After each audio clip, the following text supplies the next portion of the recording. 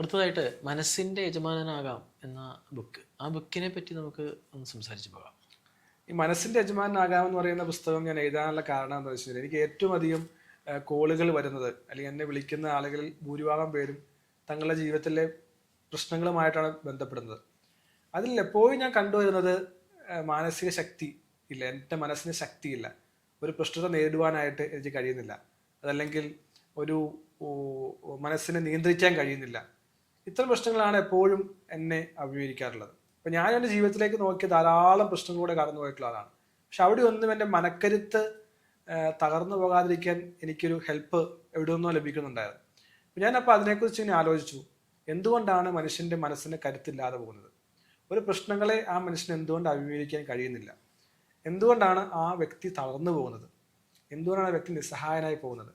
ഇനി നിസ്സഹായനായി പോകുന്ന വ്യക്തിക്ക് എങ്ങനെ തിരിച്ചു വരുവാൻ സാധിക്കും? ഇപ്പോൾ വലിയൊരു കടത്തിൽപ്പെട്ട ഒരാൾ, അല്ലെങ്കിൽ വലിയ രോഗത്തിൽപ്പെട്ടു പോയയാൾ, അല്ലെങ്കിൽ കുറേ അധ്വാനിച്ചിട്ടും കരകയറാൻ കഴിയാത്തയാൾ, കുറേ പഠിച്ചിട്ടും നല്ല ജോലി കിട്ടാത്തയാൾ, അല്ലെങ്കിൽ കുറേ പണം ഉണ്ടായിട്ടും സന്തോഷിച്ചും കഴിയാത്തയാൾ, ഇങ്ങനെ ധാരാളം പ്രശ്നങ്ങളാണ് മനുഷ്യൻ കൊണ്ടുകൊടുക്കുന്നത്. അപ്പോൾ ഈ പുസ്തകത്തിൽ പറയുന്നത് എന്താണ് മനസ്സ്?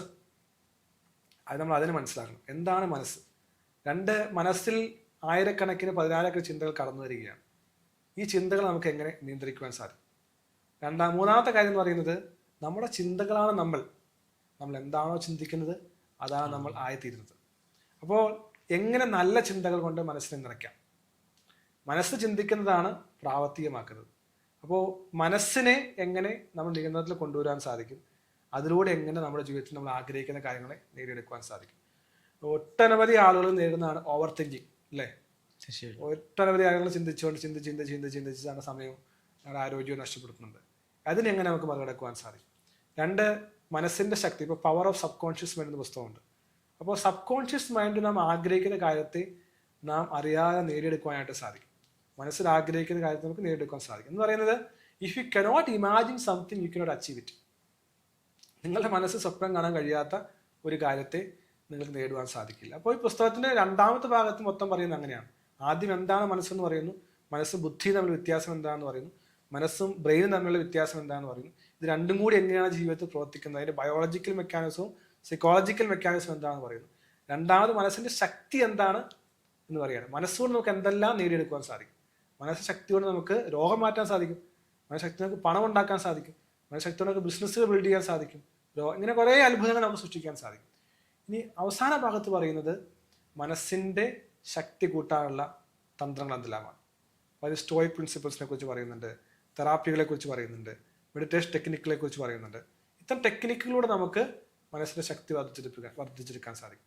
അപ്പോൾ ഞാൻ എൻ്റെ പഠിപ്പിക്കലുകളിലൂടെയും അല്ലെങ്കിൽ എൻ്റെ ജീവിതാനുഭവങ്ങളിലൂടെയും കടന്നുപോയപ്പോൾ ഞാൻ മനസ്സിലാക്കിയത്, ഒരു മനുഷ്യന് വേണ്ട ഏറ്റവും വലിയ കാര്യം എന്ന് പറയുന്നത് ബുദ്ധിശക്തിയല്ല, പണമല്ല, അല്ലെങ്കിൽ ഫെയിമല്ല, മനഃശക്തിയാണ്.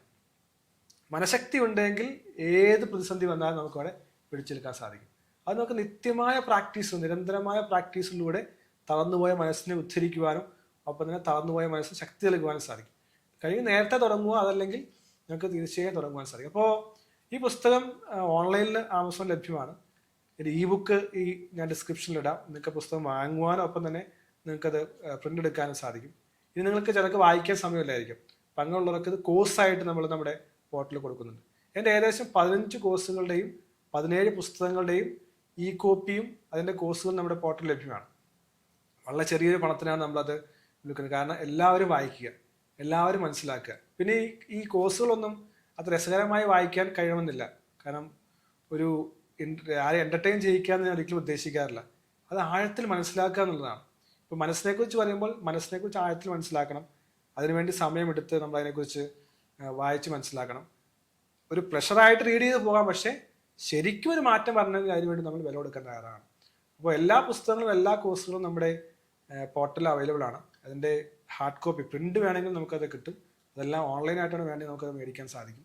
ഇനി കൺസൾട്ടേഷൻ പല ആളുകളും പുസ്തകം വായിച്ച ശേഷം അതിന് മുമ്പും നമ്മൾ വിളിക്കുകയും സംസാരിക്കുകയും ചെയ്യാറുണ്ട്. അത് നമ്മൾ ചെയ്യാറുണ്ട്. അങ്ങനെ ഒരു വലിയൊരു വിപ്ലവം നമ്മുടെ ജീവിതത്തിൽ സംഭവിക്കണം. മനസ്സ് മാറുന്നതിലൂടെ ലോകം മാറണം, ജീവിതം മാറണം. അതാണ് നമ്മൾ ഉദ്ദേശിക്കുന്നത്. തീർച്ചയായും ഈ പറയുന്ന 17 പുസ്തകങ്ങളും അല്ലെങ്കിൽ 17 കോഴ്സുകളും എല്ലാം മനുഷ്യ ജീവിതത്തിൽ വലിയൊരു മാറ്റം ഉണ്ടാക്കാൻ സാധിക്കുന്ന പ്രത്യാശയായിട്ടാണ് നമ്മൾ ഈ മൂവ്മെന്റ് മുന്നോട്ട് കൊണ്ടുപോകുന്നത്.